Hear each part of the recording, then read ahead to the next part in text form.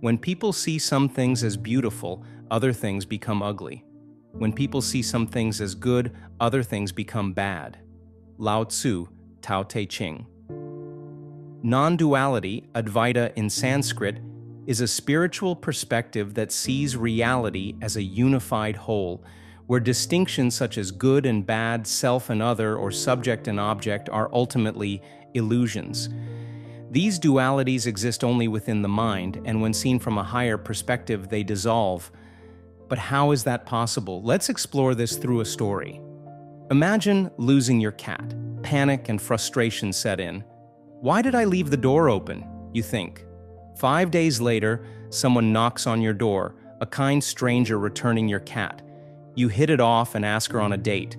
Years later, she becomes your wife, and together, you have a beautiful daughter. Life is good. One day, rushing to pick your daughter up from preschool, you accidentally run a red light. The collision is devastating. A young man in the other car dies. You suffer serious head injuries and are rushed to the hospital. During treatment, doctors discover a tumor in your brain, a treatable one. You're lucky, the doctor says. We caught it early. Relief washes over you. Then the police arrive. You are informed that the young man you accidentally killed had a machine gun in his car. Investigations reveal he was on his way to commit a mass shooting at the school next to your daughter's. Your guilt transforms into a mix of emotions, relief, sadness, and anger. Days later, news breaks that this young man's parents had filed a report 10 years earlier against a school teacher for abuse. The case was dismissed, but as the story resurfaces, more victims come forward. The accused, now a respected city mayor, is revealed to have abused over 25 children. 3 had taken their own lives before the truth was exposed.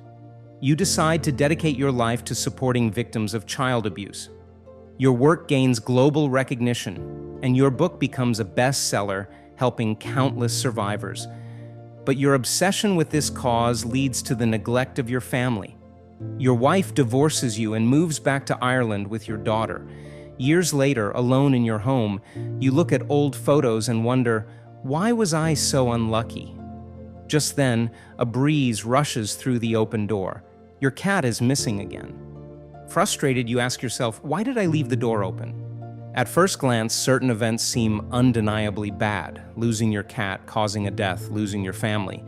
But when viewed as an interconnected whole, rigid notions of good and bad begin to fade. Losing your cat led to meeting your wife. Meeting your wife led to having a daughter. Having a daughter led to rushing to preschool, which led to the accident. The accident led to the prevention of a mass shooting. The mass shooting prevention led to the exposure of a criminal. The good leads to the bad, and the bad leads to the good.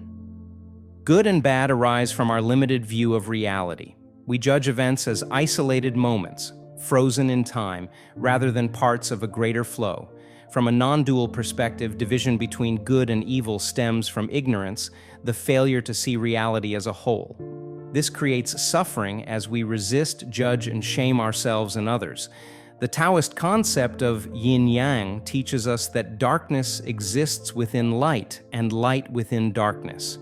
What seems like misfortune in the moment may later be seen as a blessing. As Lao Tzu wrote in the Tao Te Ching, misfortune is that upon which fortune depends, fortune is that in which misfortune hides. The protagonist's obsession with helping others heals many lives, but also breaks his family apart. This interplay of opposites reminds us that labeling experiences as purely good or bad is an illusion. In the words of Vasudhaiva Kutumbakam, Maha Upanishad, the whole universe is one family. Recognizing the interconnectedness of all things is not an excuse for harmful actions. Rather, it is an invitation to move through life with compassion and understanding. The next time you face adversity or judge someone harshly, pause. Take a step back. See the bigger picture. Life can only be lived forward, but can only be understood backward. Let go of attachment to outcomes. Flow with life. And remember, the story is not over yet.